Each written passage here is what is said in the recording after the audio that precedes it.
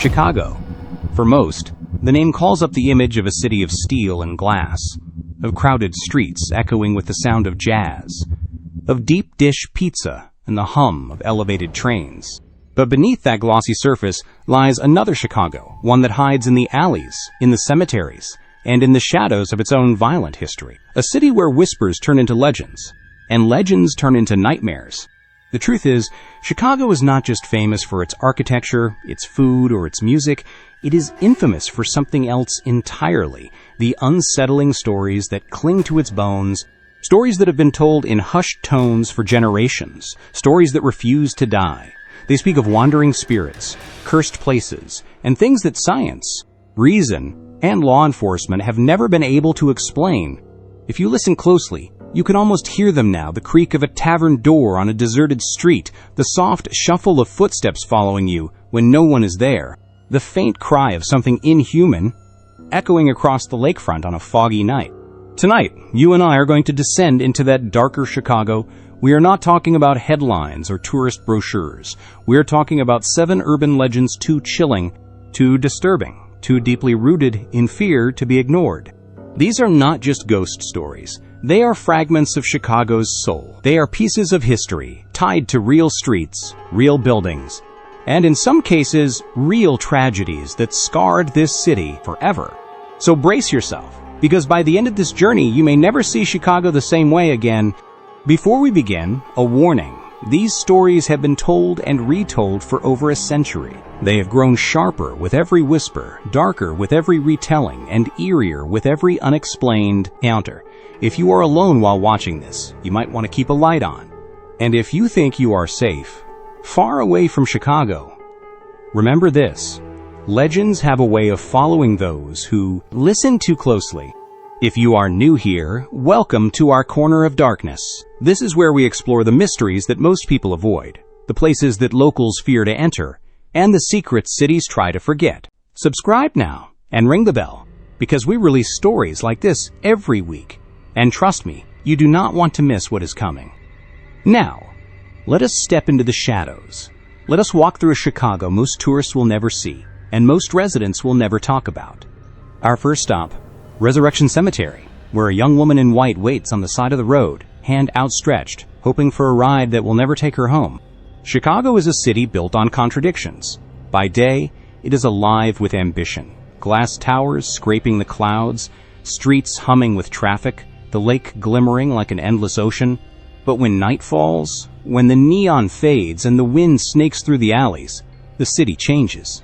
The same streets that feel alive at noon can feel forsaken at midnight. And this duality, light and shadow, life and death, has been part of Chicago since the very beginning.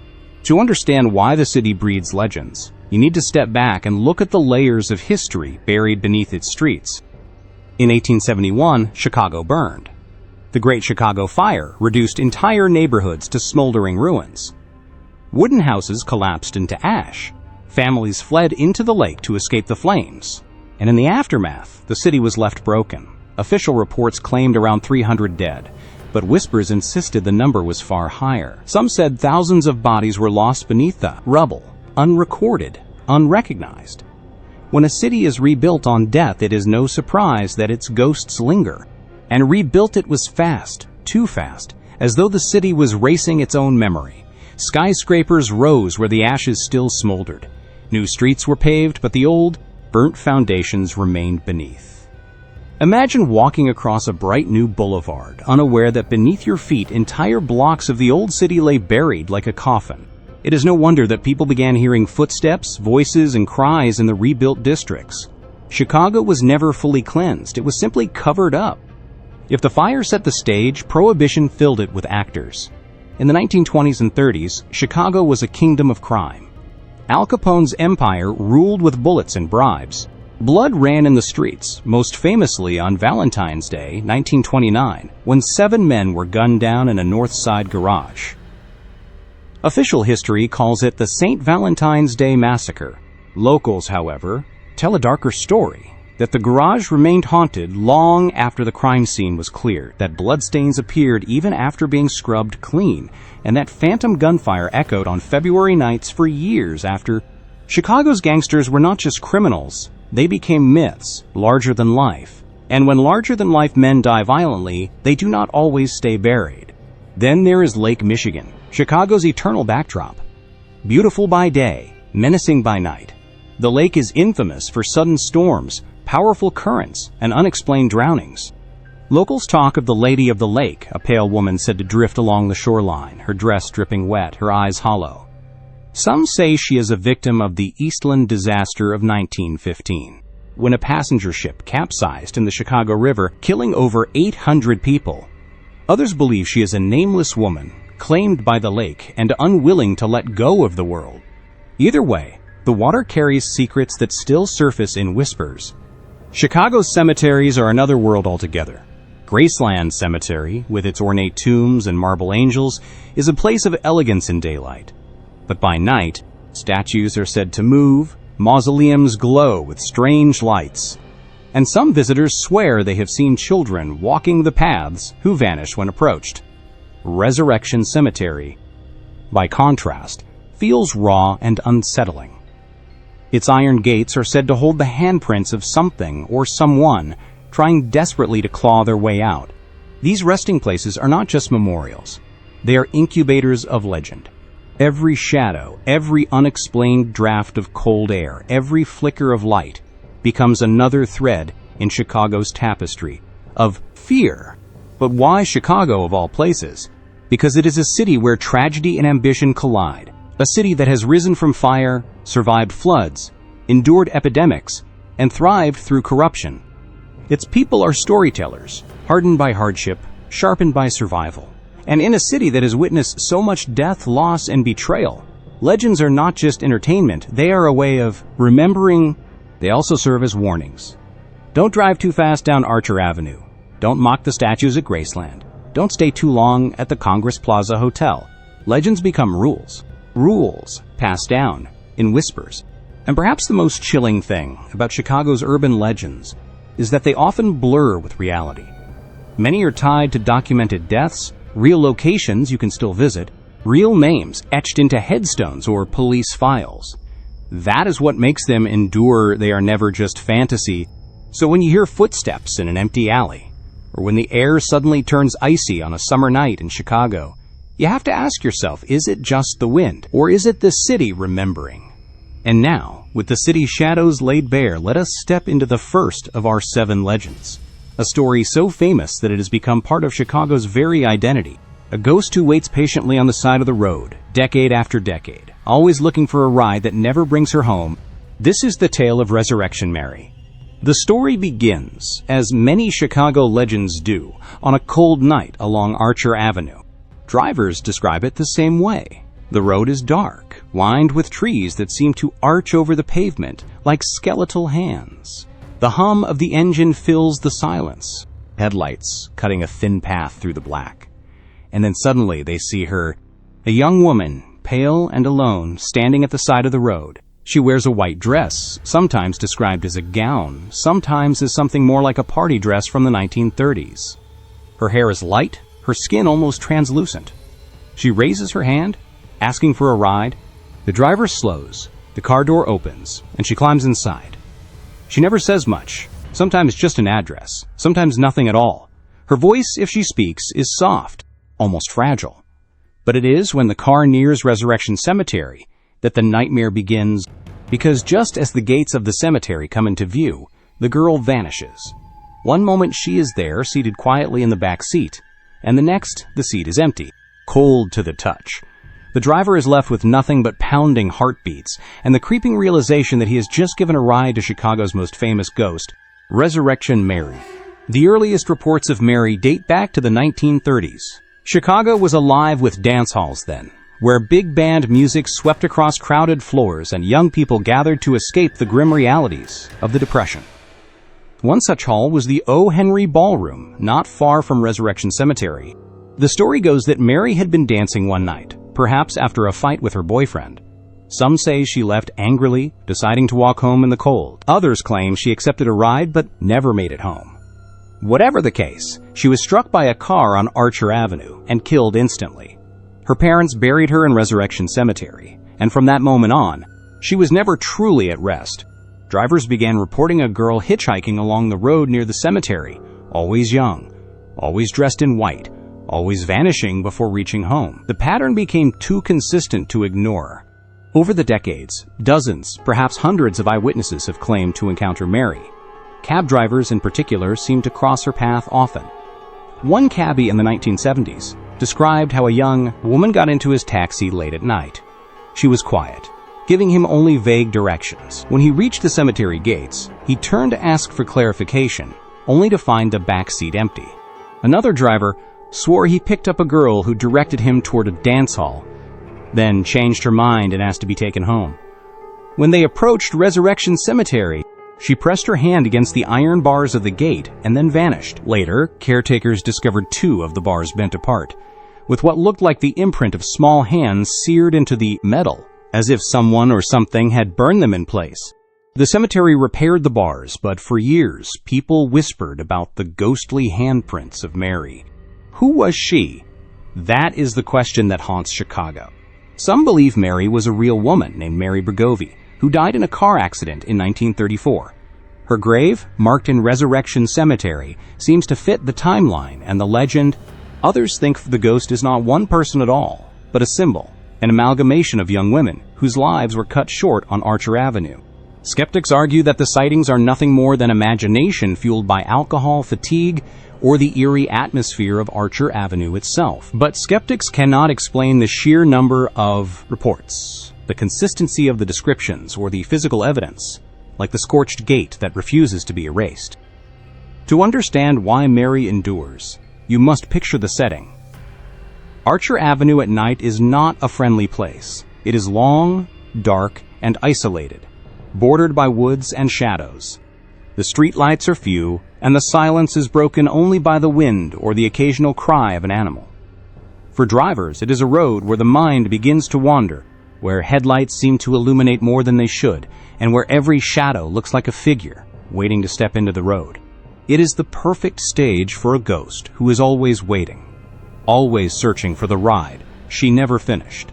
One of the most disturbing reports comes from a man who claimed to have danced with Mary herself. He was at a ballroom in the 1930s when he met a young woman who seemed quiet, almost shy. They danced, and he remembered how cold her hands felt, how distant her gaze seemed. He offered to drive her home. She agreed. But as they neared the cemetery, she asked him to stop. She pointed to the gates. Before he could ask why, she stepped out of the car and walked toward the iron fence, only to vanish before his eyes. For weeks, the man was haunted, convinced he had danced with the dead. Resurrection Mary has become more than a ghost story. She is a cultural icon, mentioned in books, documentaries, and even songs. Yet what keeps her alive in the minds of Chicagoans is not media. It is experience. People still report seeing her. As recently as the 1990s, cab drivers swore they picked her up. Locals avoid Archer Avenue at night, muttering that it belongs to Mary. And in a city like Chicago, where tragedy often hides behind brick walls and iron gates, maybe that makes sense. Maybe Mary is not just one lost soul. Maybe she is all of them, a restless embodiment of the city's darker side. So if you ever find yourself driving down Archer Avenue late at night, headlights cutting through the fog, and you see a young woman in white waving for a ride, what will you do? Will you stop? Will you let her in? And if you do, will you dare to glance in the mirror as you approach Resurrection Cemetery, knowing that she might not be there anymore? Because in Chicago, some passengers never reach their destination. Legend 2, the Devil Baby of Hull House. At the corner of Polk and Halsted Street stands a building that looks unassuming to most passers-by. Its brick facade is worn, its windows ordinary, its halls once filled with laughter and the cries of children. This is Hull House, the historic settlement founded in 1889 by Jane Addams, a woman remembered as a social reformer, a Nobel Peace Prize winner, and a champion of the poor and the bad immigrant. Hull House was a beacon of hope, a place where the needy could find food, shelter, education, and compassion. But behind its charitable walls, a darker legend took root, a story so bizarre, so grotesque, that it still haunts Chicago more than a century later. They call it the Devil Baby of Hull House. The story surfaced in the early 1900s. According to whispers, a local woman had given birth to something unnatural, something that was not fully human. The baby, they said, was deformed in ways too disturbing to describe. Some claimed it had scales instead of skin. Others said it had horns, cloven feet, or glowing red eyes that pierced through the dark. Its cries were unlike those of any normal infant, low, guttural, almost animalistic. The family, horrified, was said to have brought the infant to Hull House, seeking refuge. There, the baby was hidden away, kept in the attic where only a few dared approach. Jane Addams herself, despite being a woman of reason and compassion, was said to have admitted that something strange occupied those rooms. Of course, no official records confirm this. The newspapers never printed the story, and Hull House itself denied the existence of such a child. But rumors spread like wildfire, fueled by Chicago's immigrant communities, many of whom carried with them old-world superstitions about curses, omens, and demons.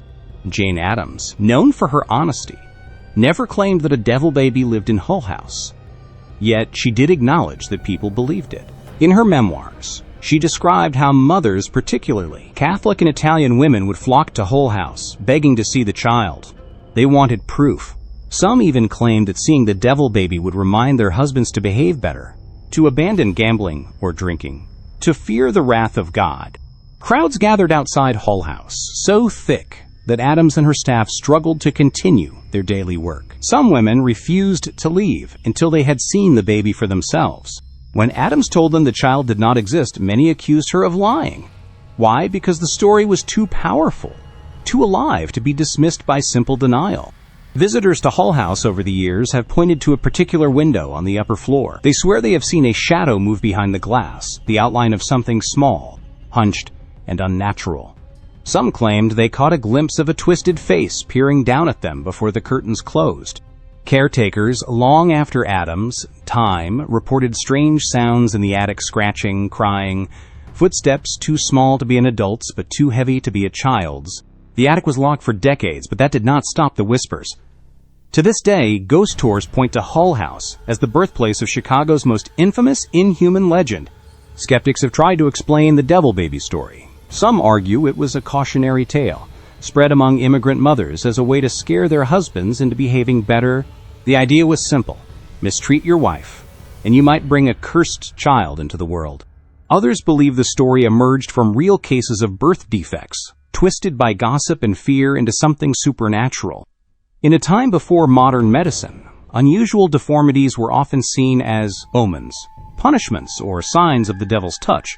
But even skeptics admit one thing: the sheer scale of the belief is hard to dismiss.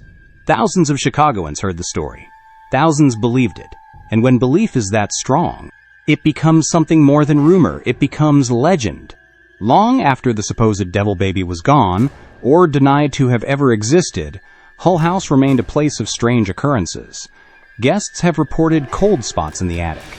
Some say the air grows thick, hard to breathe, as though someone or something is watching. On stormy nights, shadows are said to flicker across the upstairs windows, long after the building has been locked and empty. Others describe hearing faint cries, like an infant's wail, drifting from the upper floors when no child is present. And for those who dare enter the attic itself, the atmosphere is said to be suffocating. One paranormal investigator reported feeling an overwhelming sense of dread, followed by the sound of scratching from behind the walls. He left abruptly, refusing to return. Unlike Resurrection Mary, the devil baby of Hull House does not walk the streets. He or it lurks in memory, in imagination, in the creaking rafters of a building with a history too heavy to ignore. The power of the legend lies in its grotesque imagery, the thought of an infant born not as a symbol of innocence, but as a monster, cursed from the moment of birth. In many ways, the devil baby reflects Chicago itself, a city born in hardship, rebuilt from fire, scarred by violence, and always balancing between hope and despair. Just as Hull House was a place of compassion that birthed a legend of horror, so too is Chicago a city of contradictions. So what are we to believe? Was the devil baby a real child, hidden away by Jane Addams? Was it a story born of superstition, used to scare men into moral reform? Or was it something darker, an echo of the city's sins, manifested in flesh? The attic window of Hull House still stands. On certain nights when the wind howls and the streets fall silent, you might find yourself glancing up, wondering if something is staring back. And if you do see a face, a twisted, unnatural face pressed against the glass, you will understand why the legend has never died. Because in Chicago, some children are never meant to grow up. Legend 3, the murder castle of H.H. Holmes. Chicago in the summer of 1893 was alive with light, sound, and wonder. The world's Columbian Exposition, better known as the Chicago World's Fair, was in full bloom. Millions of visitors from across the globe flooded the city to marvel at the White City's grand pavilions, the giant Ferris wheel, the electric lights that turned night into day. Chicago seemed, for once, like a beacon of progress, a place where humanity's brightest dreams took shape. But only a few miles away, hidden in plain sight on a busy corner in Inglewood, another structure was rising. From the outside, it appeared like any other three-story brick building, with shops on the first floor and rooms for rent above. Ordinary, unremarkable. But inside, it was a labyrinth of horror. This was the so-called murder castle of Dr. H.H. Holmes, America's first known serial killer. His real name was Herman Webster Mudgett, but the world remembers him as Dr. Henry Howard Holmes. Charismatic, educated, and with the air of a respectable businessman, Holmes lured countless victims into his building. He promised work at the fair, lodging for travelers, or romance for the vulnerable. But once inside his hotel, many never left. The building was designed not for comfort, but for control. Hallways led to dead ends. Staircases turned into false passages. Doors opened into brick walls. Rooms were windowless, soundproof, and equipped with hidden gas lines. Holmes could, with the turn of a valve, fill a room with deadly fumes while standing safely outside. Chutes ran from upper floors directly into the basement, where furnaces and vats of acid awaited. To the outside world, it was a boarding house. To those who entered, it was a trap, one from which screams could not escape. The exact number of Holmes' victims will never be known. Some say 20. Others whisper 100 or more. What we do know is that young women disappeared after checking into his hotel, lured by promises of jobs at the fair. Families lost loved ones who vanished without a trace, and Holmes, with chilling precision, disposed of their bodies in ways that ensured no one would ever find them intact. The basement became a chamber of nightmares. Investigators later found surgical tables, tools, quicklime pits, and bones so fragmented that identifying them was impossible. The smell of chemicals clung to the walls. Even hardened detectives admitted they had never seen anything like it. Holmes' crimes came to light not through ghosts or whispers, but through fraud. He was arrested for insurance schemes, but once in custody, suspicions grew. Investigators descended upon his building, peeling back the respectable facade to reveal the horrors within. Holmes eventually confessed, though his confessions were contradictory, changing with every telling. In one moment, he admitted to killing 27 people. In another, he claimed hundreds. His words were as twisted as his mind, leaving historians uncertain where truth ended and myth began. He was executed in 1896, hanged in Philadelphia. Witnesses claimed his neck did not snap cleanly. He strangled slowly, as though even death resisted him. The murder castle itself did not survive intact. It was gutted by fire in 1895, possibly by arson meant to erase its horrors. Later, the site was rebuilt and used for ordinary businesses. Today, a post office stands on the ground where Holmes' hotel once stood, but the stories did not burn away with the building. Workers at the post office have long reported strange phenomena. Unexplained footsteps echo in empty hallways. Lights flicker without cause. Cold drafts snake through locked rooms. Some claim to hear faint screams rising from the basement, where Holmes once carried out his experiments. Visitors sometimes describe an overwhelming sense of dread upon entering, as though the building itself remembers what happened there. Paranormal investigators who have explored the site speak of shadowy figures, strange voices caught on recorders, and equipment that malfunctions without explanation. Skeptics argue that the murder castle has been exaggerated, that the stories of torture chambers and elaborate traps may have been inflated by the press. But even if the legend grew in the retelling, the truth remains chilling. Holmes was a murderer, and his victims were real. The building's design was bizarre, even sinister, and the whispers that linger at the site suggest that some things are too dark to fade with time. Holmes himself once boasted, I was born with the devil in me. I could not help the fact that I was a murderer, no more than the poet can help the inspiration to sing. When a man admits such a thing, can we truly say his presence is gone? Or does it linger, etched into the very walls where he killed?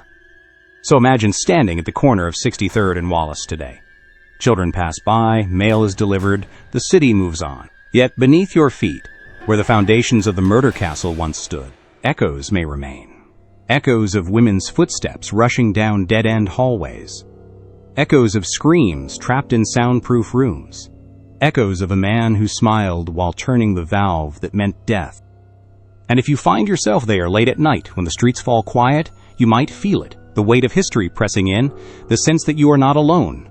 Perhaps, if you listen closely enough, you will hear the faint hiss of gas escaping into a room that no longer exists.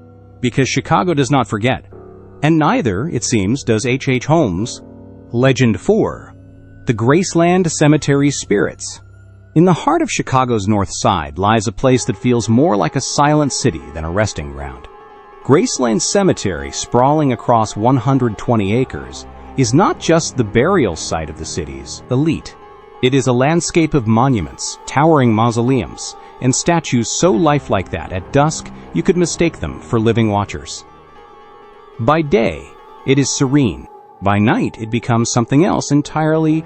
Chicagoans call it beautiful. Historians call it important. But those who walk its paths after dark call it haunted. Very haunted. Graceland is often called the Cemetery of Architects. Many of Chicago's most famous figures lie here. Louis Sullivan, Daniel Burnham, Marshall Field, George Pullman. Their tombs rise like small palaces, designed to echo the grandeur they commanded in life. But grandeur cannot protect against whispers. The bigger the monument, the louder the stories attached to it. And in Graceland, nearly every shadow holds one. The most famous of Graceland's spirits is that of a little girl, Inez Clark. Her statue sits behind glass, within a small protective case, depicting a child in a dress, holding an umbrella. Visitors describe it as heartbreakingly realistic, her expression frozen in eternal innocence. According to legend, Inez was struck by lightning while playing outside and killed instantly. Her grieving parents commissioned the statue to immortalize her, but the story does not end there. Caretakers have long reported that during thunderstorms, the statue disappears. One moment it is there, standing silently under its glass box. The next, the case is empty. Hours later, when the sky is clear, the statue returns. Some claim they have seen the little girl wandering the cemetery paths, her translucent figure glowing faintly as rain pours down. Even more unsettling are reports of children who visit the cemetery. Many have said they played with a girl named Inez among the graves, only to point later at the statue and declare, "That is her." Inez may be the most famous, but she is far from alone. Graceland is alive with stories of unexplained phenomena. Visitors describe phantom lights that drift among the tombs at night, glowing orbs that float silently before vanishing. Paranormal investigators have captured strange mists on film, shapes that resemble human figures rising from the earth.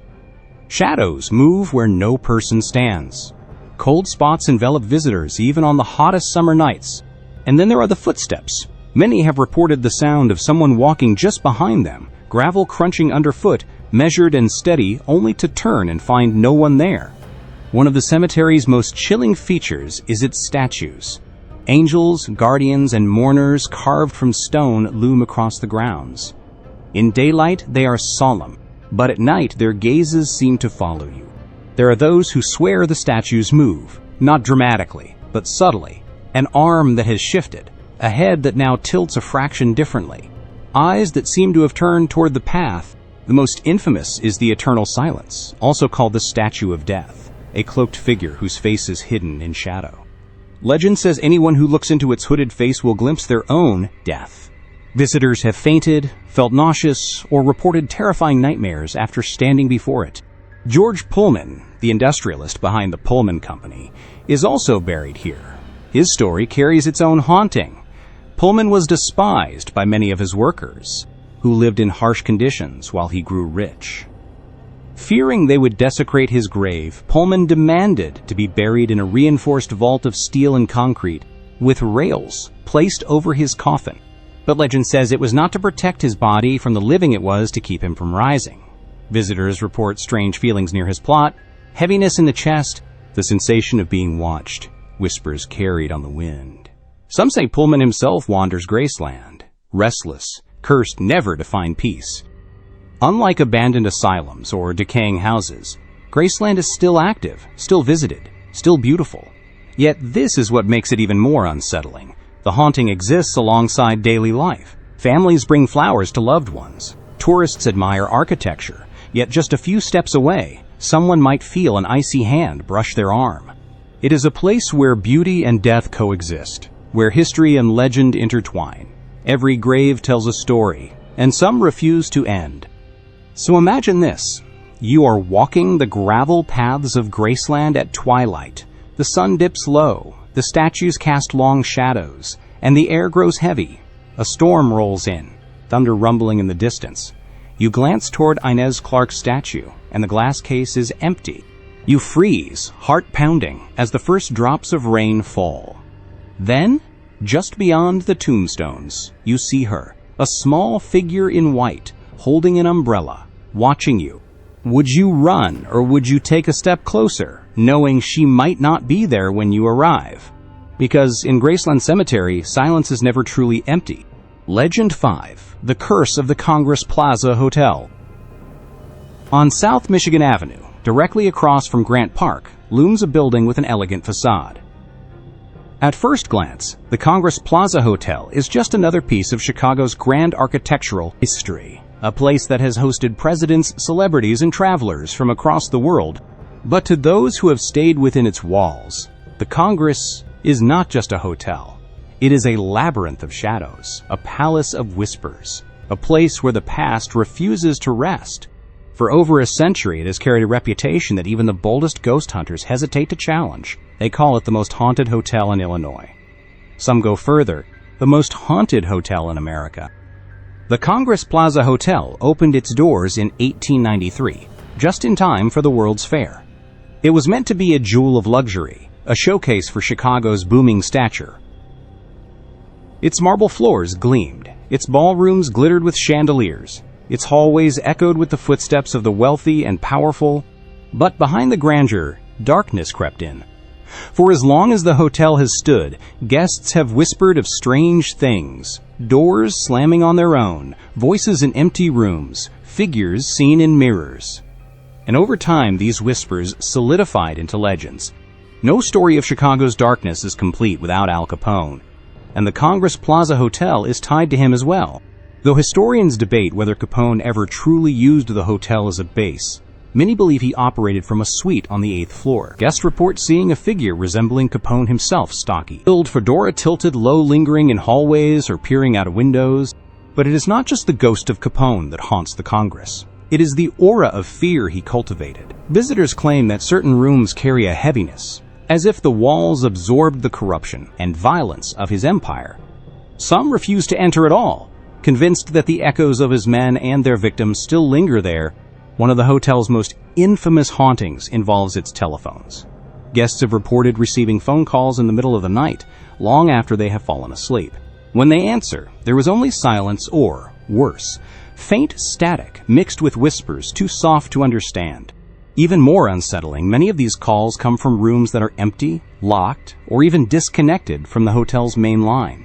Staff, when pressed, often shrug, but the fear on their faces betrays them. The Congress boasts ballrooms once alive with music and laughter. Today, they are often dark, used for events only on occasion. And in these empty halls, a shadow is said to walk. Witnesses describe a tall, featureless figure that lingers at the edges of vision. He moves silently across the ballroom floor, sometimes pacing, sometimes standing still. Cameras have failed to capture him, but dozens of guests and staff alike have sworn to his presence.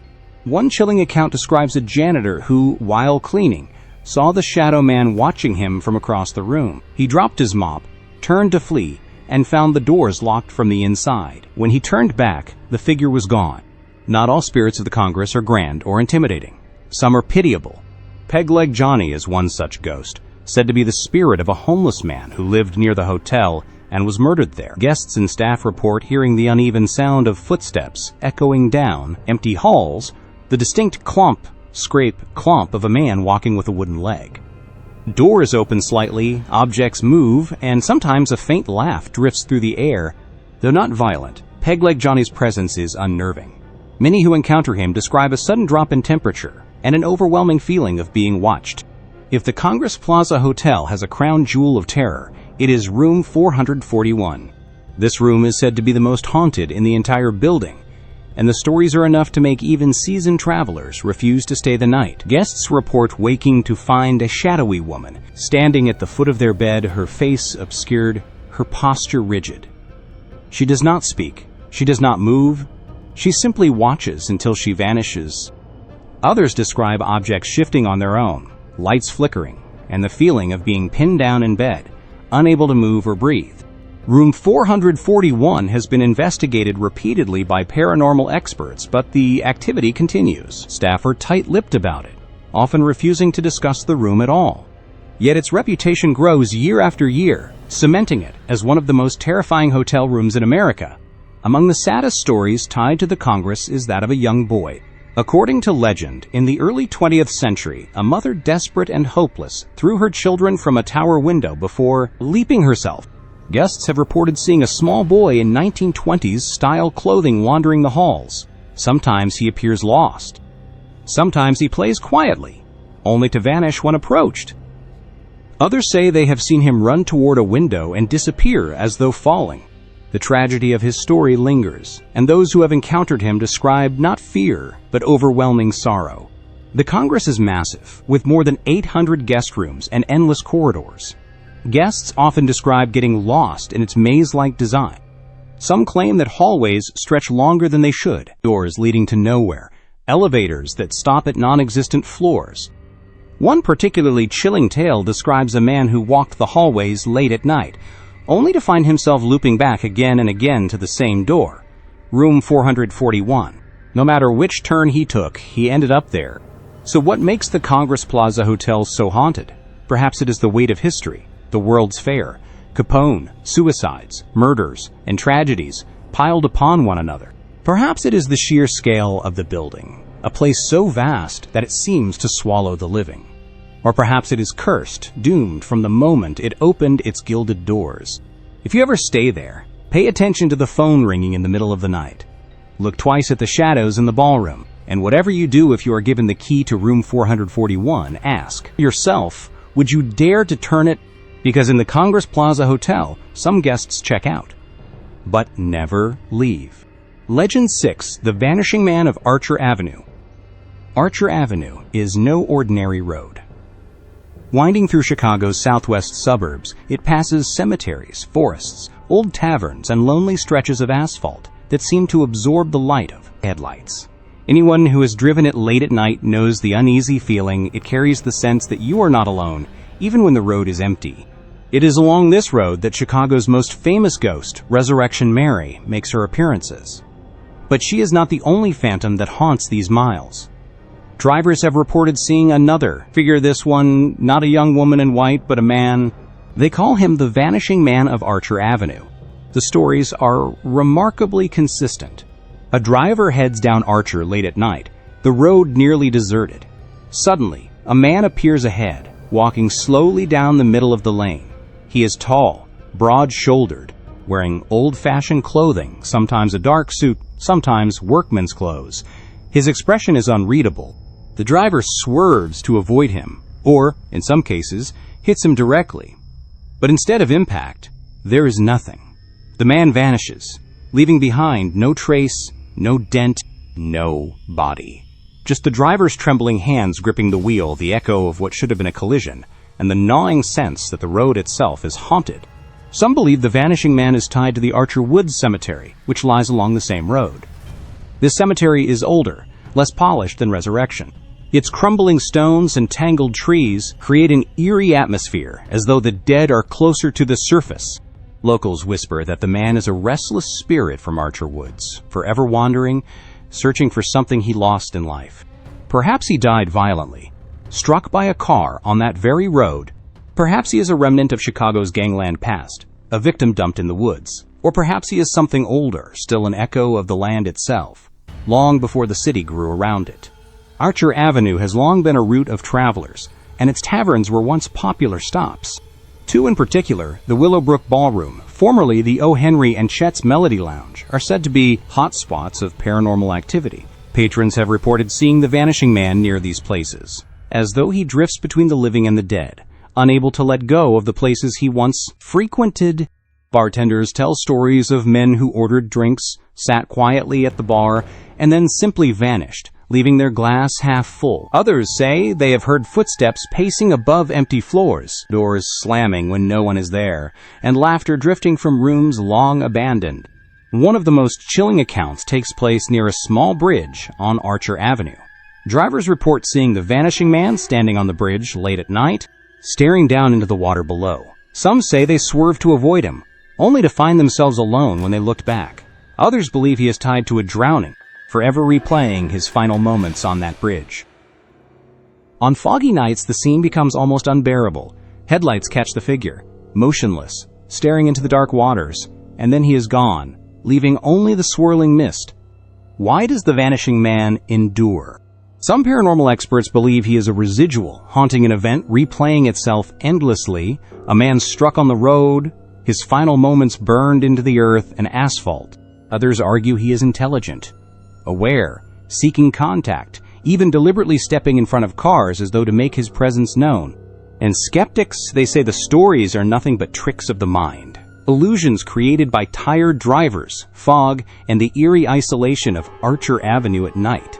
Yet skeptics cannot explain why so many people, over decades, describe the same man, in the same place, behaving in the same way. One chilling account comes from a truck driver who swore he struck the man head-on.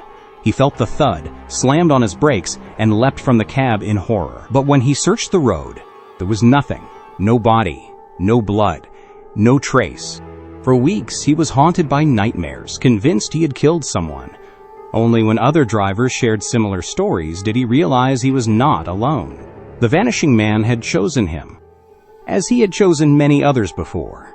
Perhaps the answer lies not in one man, but in the road itself. Archer Avenue is a corridor of death. It passes by cemeteries, sites of fatal accidents, and places steeped in tragedy. Resurrection Mary, the Devil Baby rumors, the Archer Woods dead all cluster along this stretch. It is as if the road is a magnet for restless spirits, a path where the veil between the living and the dead is thin. And the vanishing man is just one of its travelers. So picture this. You are driving alone down Archer Avenue.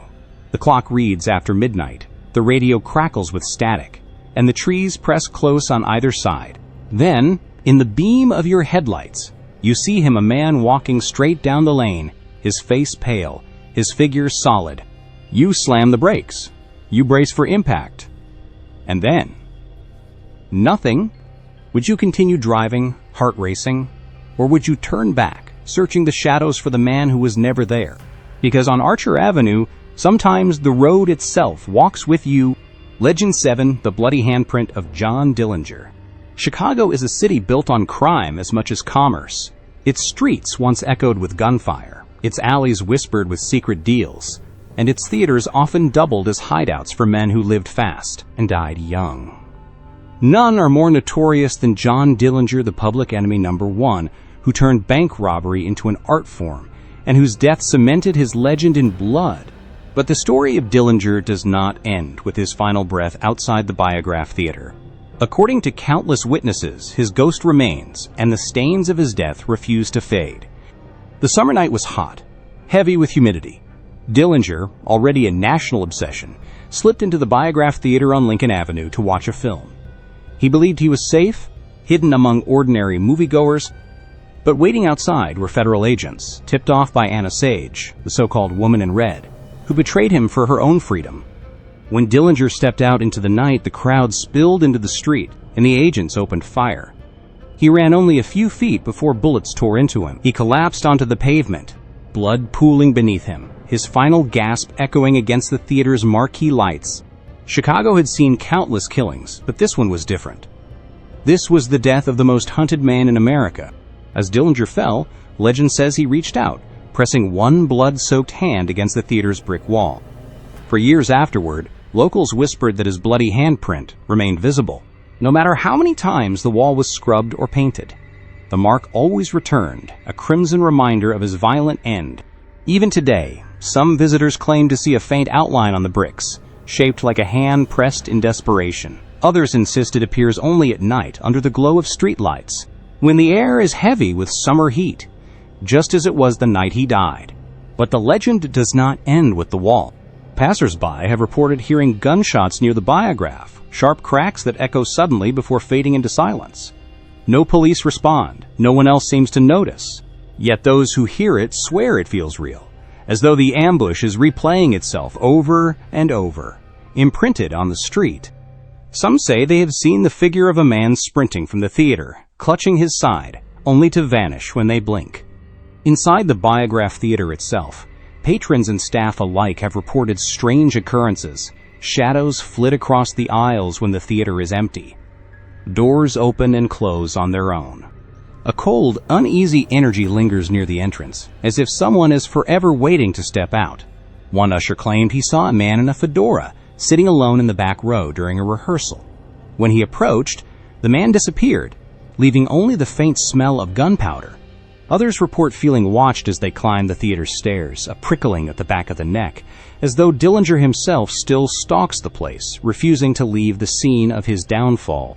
Skeptics argue that the handprint is nothing more than stains in old brick, exaggerated by imagination. The phantom gunfire, perhaps fireworks or car backfire, is mistaken for something more sinister. But believers point out that the stories are too consistent.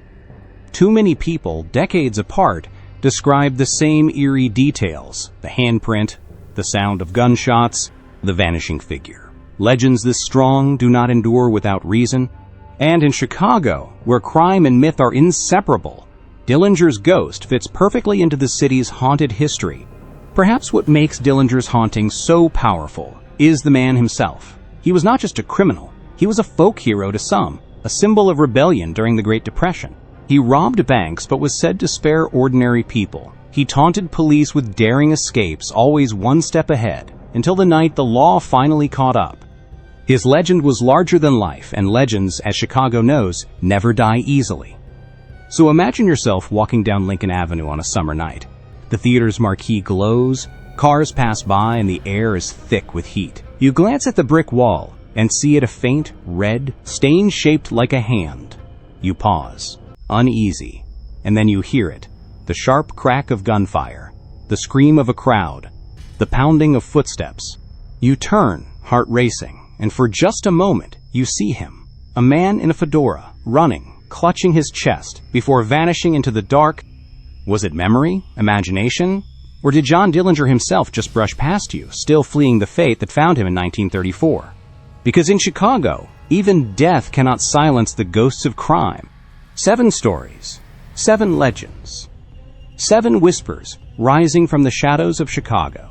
At first, they may seem separate resurrection, merry thumbing rides on Archer Avenue, the devil baby hidden in Hull House, Holmes, murder castle devouring lives, the silent statues of Graceland, cemetery, the haunted halls of the Congress Plaza Hotel, the vanishing man walking into headlights, and John Dillinger's bloody handprint burned into the bricks of the biograph. Different places, different times, different people, and yet a thread connects them. Chicago is a city built on ambition, tragedy, and blood. From the ashes of the Great Fire to the chaos of Prohibition, from shipwrecks in Lake Michigan to the endless march of violence, in its alleys, this city has seen more death than most places can bear. Each legend is not just a ghost story, it is a scar, a reminder, a fragment of trauma refusing to fade. Mary never reaches home, because Chicago itself was never safe. The devil baby screams in Hull House, because suffering never leaves quietly. Holmes' murder castle still haunts, because its walls once knew horror beyond comprehension. The statues of Graceland move, because grief has weight. The Congress Plaza echoes, because corruption soaked into its marble. The vanishing man walks Archer, because too many died there. And Dillinger's handprint lingers, because violence always leaves a stain.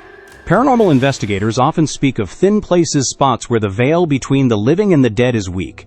If such places exist, then perhaps Chicago is not just a city, perhaps it is a magnet, pulling the restless, the broken, the tragic into itself.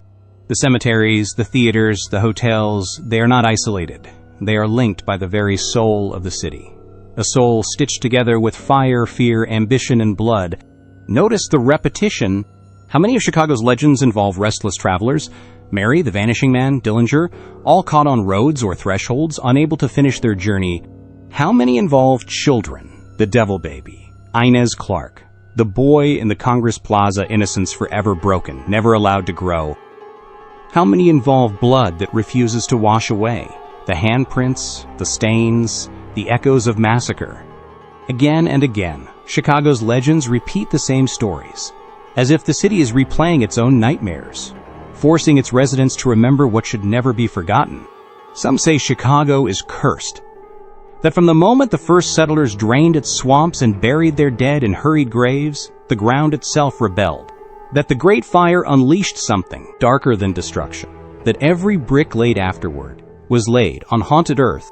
Others whisper that Chicago creates its own curses, that its endless hunger for power, money, and dominance breeds not just crime and corruption, but restless spirits, that the city itself feeds on tragedy, and in return, gives birth to legends.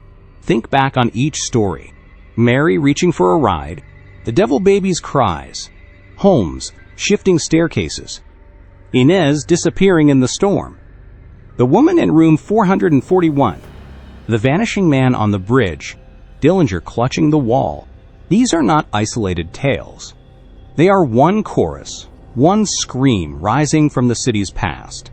And what if they are warnings? What if these legends are not random, but Chicago's way of reminding us of what it has seen? Every ghost, every phantom, every shadow, an echo of a truth too horrible to face. Directly, that Chicago is alive, and it remembers.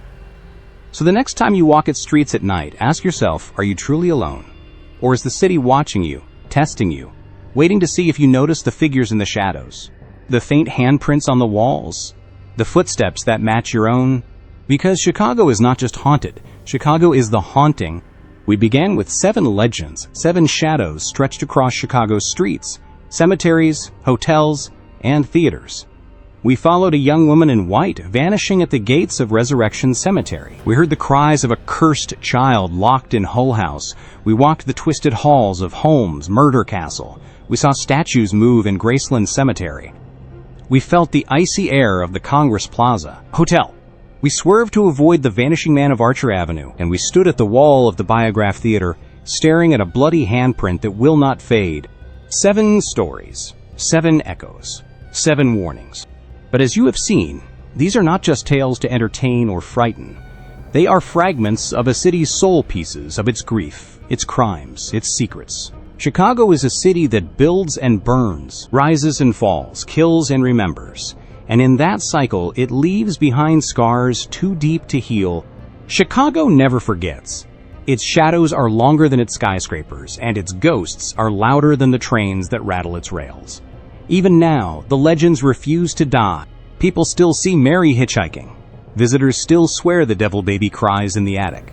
Post office workers still sense Holmes in the basement. Tourists still gasp at the vanishing statue of Inez Clark.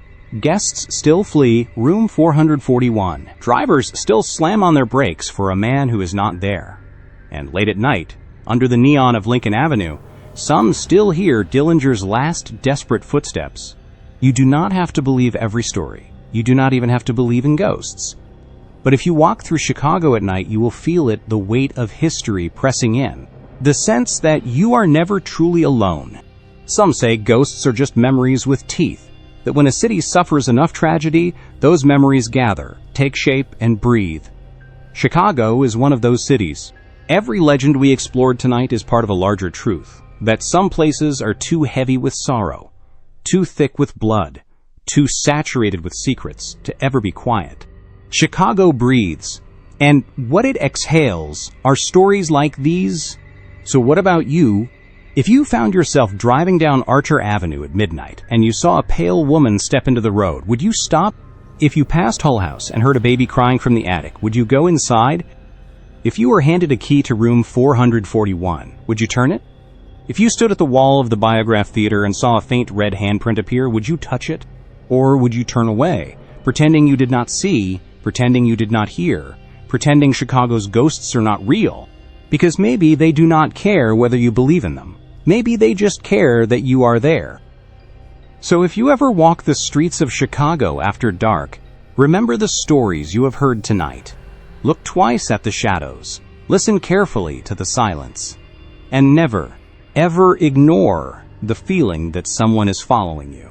Because in this city, someone might be...